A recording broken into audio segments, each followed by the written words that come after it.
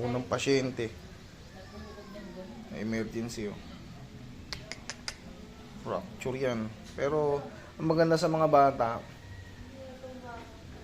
mabilis lang ang metabolism yan.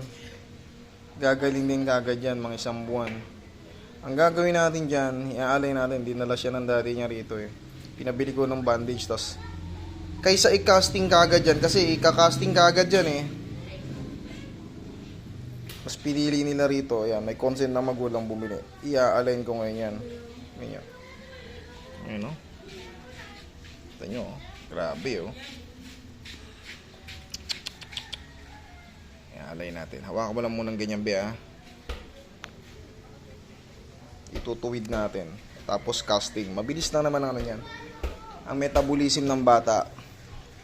Very speed. Okay. Antay lang yung ano. Okay na yan. Yan, okay na. Huwag mo nang gawin mo, ha? Hawakan mo lang muna. Routine muna natin. Hindi masakit yan.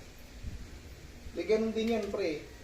Pagka pinabayaan natin ganyan, wala na, habang buhay na ganyan. Huwag ka ng tissue. Huwag ka ng tissue, pre. Ano mo siya nangangat natin? Yan mo, hindi, yan tama yan. Yan naman ang kakagatan.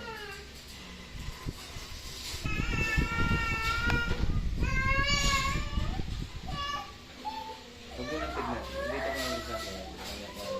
Pre, hawa ka mo dito, pre. Ito dito, dito.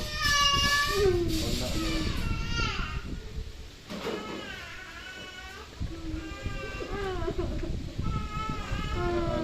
Ayos na.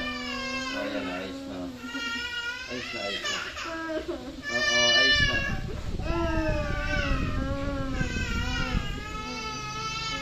Hindi na lang. Ayan, huwag ka na. Konti na lang. Oo, konti na lang. Huwag ka na. Straight mo. Huwag na tignan. Huwag na kasi tignan. Ihilot na.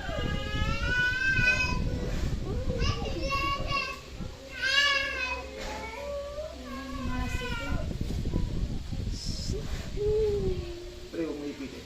Yan. Yan mo na.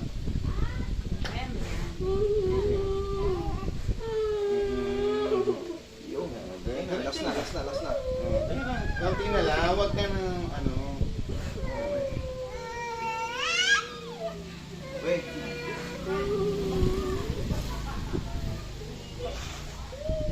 Napita mo.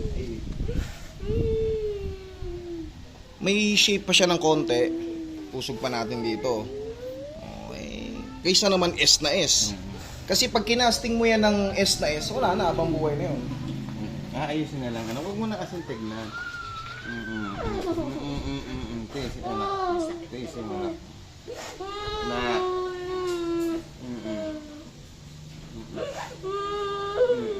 Okay. Okay na yan. Saan na yung carton? Diyan, pre. Balutan mo ng tissue. Ito.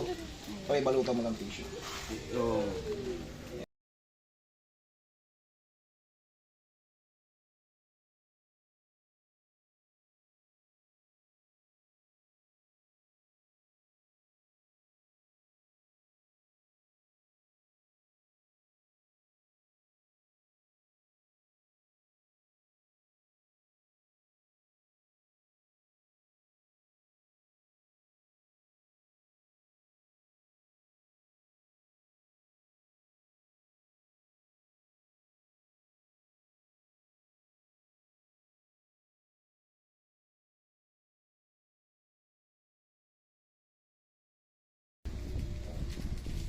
Gagawin mo niya